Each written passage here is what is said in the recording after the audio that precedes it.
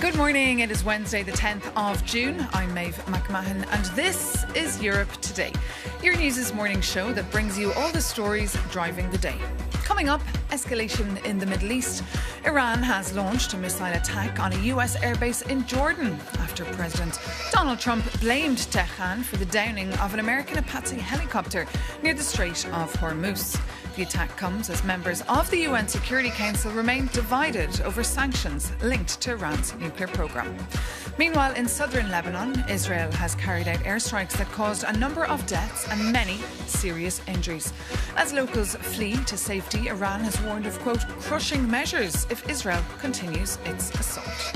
And here in Brussels, EU leaders are rolling out the red carpet today for South Korean President Lee. The EU-South Korea summit takes place as part of his 10-day tour of Europe, which will culminate at the G7 summit in France next week. But first, the US has launched multiple waves of strikes on Iran in response to a military helicopter crash off the Strait of Hormuz. Reports say the helicopter went down after colliding with an Iranian drone, but it's not clear whether the collision was intentional. In a post on social media, Donald Trump says that there were two pilots involved, both safe and uninjured. Nevertheless, the United States must, of necessity, respond to this attack. Soon after, Iran said no attack would go unanswered and launched retaliatory attacks against a number of US bases in Bahrain. For analysis, we're joined now by General Dominique Trinquant, a retired French Army general and former head of France's military mission to the UN in New York, an expert in international security, peacekeeping operations and military strategy. Good morning, General. Good to have you with us on the programme.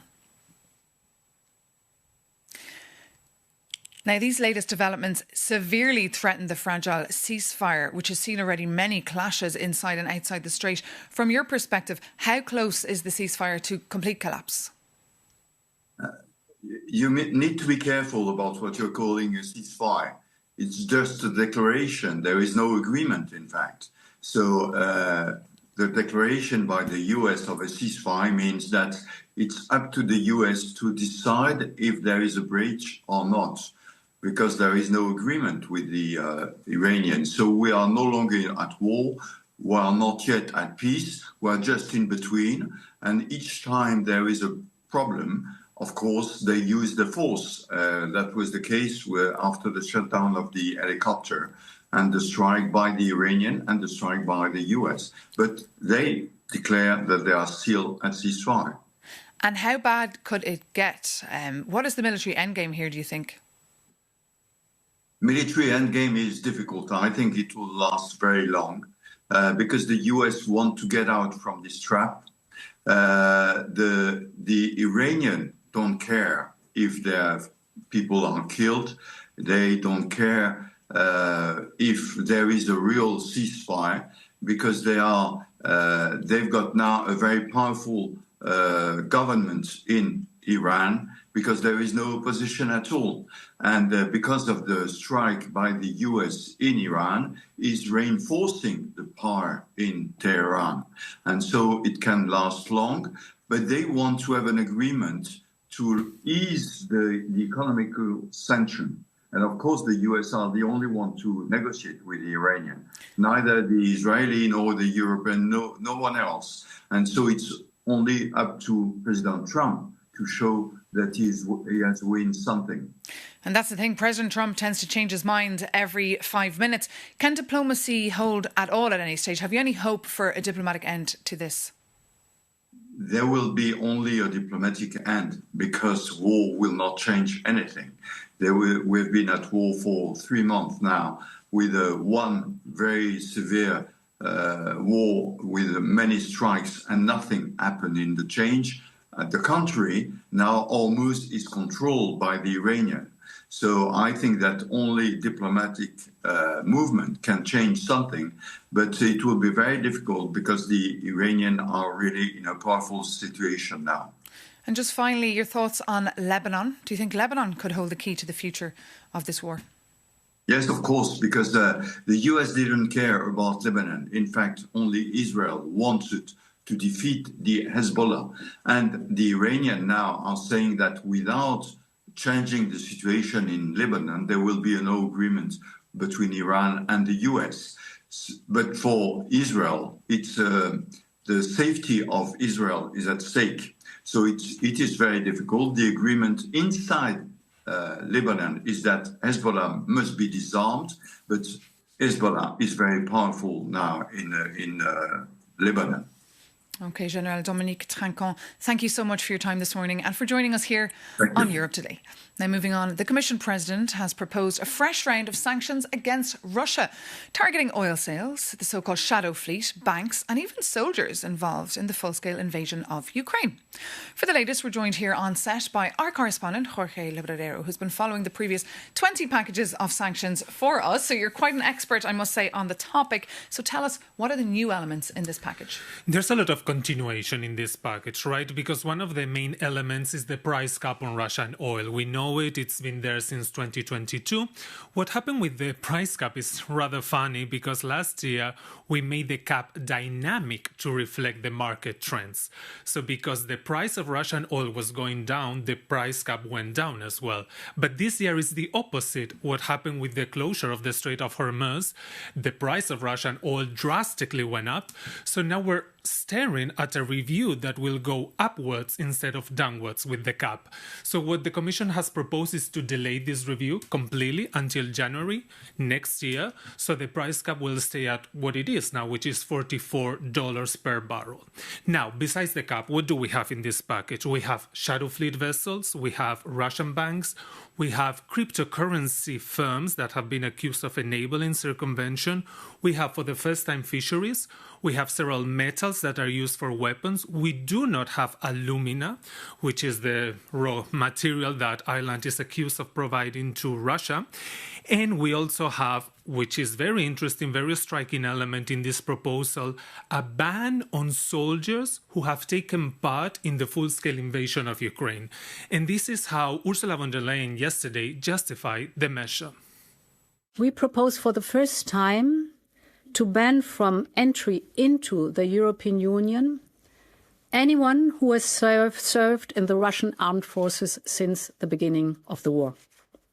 So, Europe stays off limit for anyone who has participated in the invasion of Ukraine, as simple as that. Quite an interesting proposal there, Jorge. Where did this come from and is it feasible? The proposal to ban Russian soldiers from the Schengen area came from Estonia. They put it on the table earlier this year. At first it was just them, but then it gradually gained support from other member states because they are concerned about the security risks that these soldiers could pose if they come to Europe after the war is over. So now the Commission has endorsed the proposal, has put it there in the 21st package of sanctions.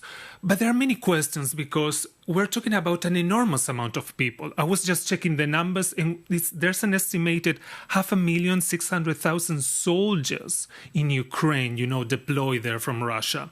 So how do we ban so many people? Well, first of all, we need to identify them. Who are they? Where are they? Where do they come from? And then once we have these identities put in place, we can establish a system to systematically deny them entry into the Schengen area. So let's see how this proposal actually works in practice. What are the feasibilities, the technicalities, but the goal is to have the sanctions approved by mid-July. Okay, Jorge, thank you so much for that update. And you can read more, of course, about all those technicalities on euronews.com.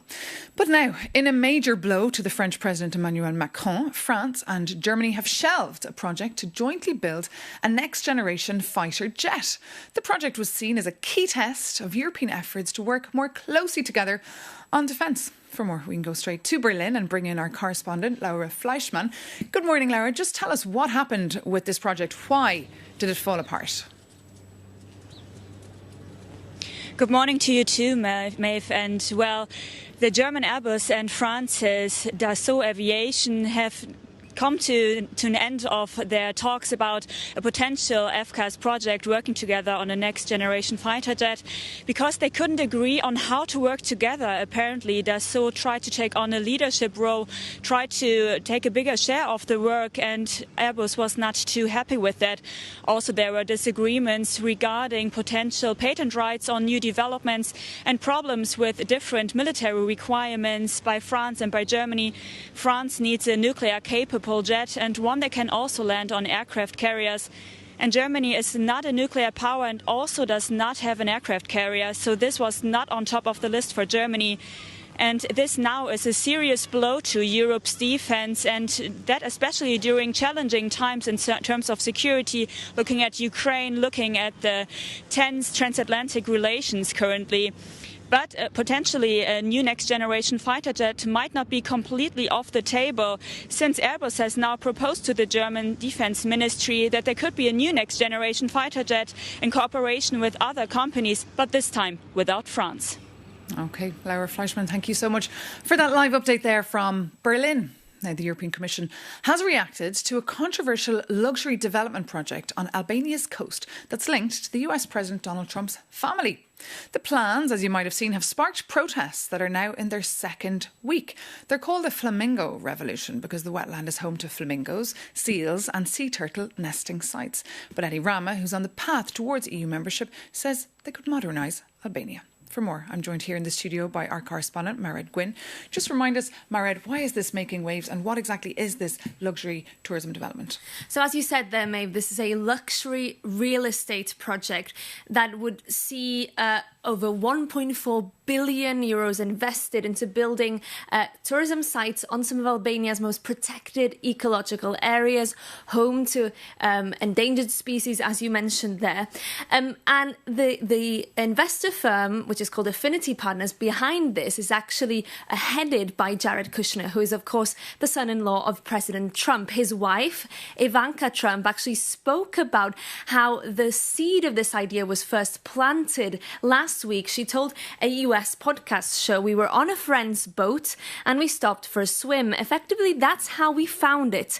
We swam to the island, we went on a hike, barefoot all the way to the top, and we were just captivated," she said. She's referring there to Sazan Islands, one of the sites of this development project. And it's in the Adriatic coast off Albania, a sea off Albania's coast.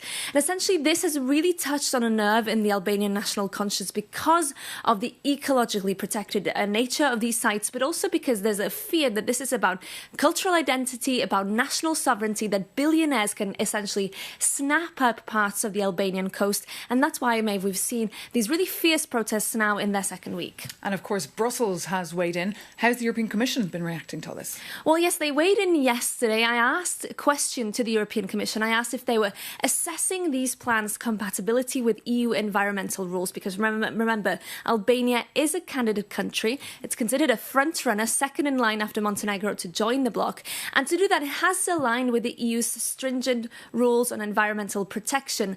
I asked this, and this is what a spokesperson for the Commission had to say. We have already expressed concerns to the Minister of the Environment about the potential shortcomings of this project. Finally, let me stress that Albania should refrain from action that could undermine the fulfillment of the closing benchmark, and we expect the Albanian authorities to act without delay. So Brussels not yet saying explicitly that this is in breach of their rules, but a clearly veiled warning there. The Commission calling on the Albanian authorities to act without delay. And finally, Maeve, I think we'll hear more from this, because the Commission also said that they had already concerns about Albanian laws on strategic investments, that they essentially allow billionaires to evade some of the rules on scrutiny and so on. And now pressure is really building on Edi Rama. He's been defending these plans, really doubling down. But as these protests continue, and with concerns clearly being expressed from Brussels, I think there's going to be increasing pressure on him. Certainly a story that everyone is watching. Mara Gwynne-Jones, thank you so much there for your reporting. And now moving on, as the European Union seeks to shield its market from a surge of low-cost Chinese imports, Chinese companies are advertising ways to circumvent the bloc's tariff barriers. According to an exclusive story by our trade reporter Peggy Corlin, several EU countries have alerted the European Commission of new, increasingly blurred and complex actions. That's all to avoid paying these duties. For more, our very own Peggy Corlin is here with us in the studio. Tell us more about your reporting. Hi, Maeve. Let me explain first what the situation is. The EU is currently facing massive flood of Chinese cheap imports overcapacities, which are threatening to sweep away entire sectors of the EU industry, such as the car industry, the steel industry, or the chemicals. And to defend themselves, European producers lodge more and more complaints to the European Commission, asking the Commission to impose what is called anti-dumping duties, which hit products which are sold on the EU market at a price below the Chinese market. These are extra tariff. And what I've found is that some Chinese companies openly advertise online ways to bypass these tariffs. And how? What tactics are they using? Well, they promote online in social media, in LinkedIn posts that we have found and published. They promote ways, for instance, to use transshipments through so-called gateway countries, which are countries not hit by EU tariffs, like Southeast Asian countries, Indonesia, Malaysia, or Vietnam, where they pretend that the product has been produced, which is not the case. It has been made in China at 100%. And they offer fake certificate of origins. And for instance, and you have another way, which is to slightly change the product so that the custom code is changed and they avoid the duties. And for that, I found that a specific product which is strategic for the airspace industry and the green energy, which is a chemical called titanium dioxide. Some Chinese companies offer products made at 80% of titanium dioxide and not 100% to avoid duties which have been imposed in 2025 by the European Commission. Okay, Peggy Corlin, thank you so much for that update. And another story, of course, that will be keeping our Peggy Corlin busy today is the EU-South Korean summit taking place this afternoon. Trade, of course, very much on the agenda, but also deepening defence ties. Our Jakob Yanis takes a closer look. How's your Wednesday? Because today, European leaders Antonio Costa and Ursula von der Leyen are hosting South Korean President Lee Jae-myung for the EU Republic of Korea summit. Meanwhile, their northern neighbors in Pyongyang have a busy schedule hosting China. Look, your reporter won't cover every single summit here, but this one matters. And if anyone asks why the EU quarter is buzzing, let the president explain. Oh, I'm preparing for the EU-Korea summit next week. Listen. Indeed, but our partnership and friendship with Korea is not only about K-pop, it's much, much more. Alright, so if it is not just about K-pop, what is it about then? The big news is a newly finalized digital trade agreement, which sets binding rules for data flows and e-commerce. But the real driver here is defense and geopolitics. And following a security pact which was signed 2 years ago, the EU is rapidly fortifying ties across the Indo-Pacific. And amid rising tensions, some EU politicians are even pitching a NATO-style economic deterrence pact with Seoul to block trade coercion from Washington or Beijing. And we are not talking about pocket money here. Total trade topped over 120 billion euros last year.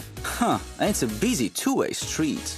Europe mainly sends over factory machinery and chemical products. But in return, Europeans buy a huge number of South Korean cars, microchips and home electronics. And South Korea is a tech powerhouse, spending nearly 5% of its GDP on research, which, by the way, is more than double the European average. Their microchips and batteries power Europe's everyday economy, backed by heavy Korean investments inside Germany, Poland and Hungary.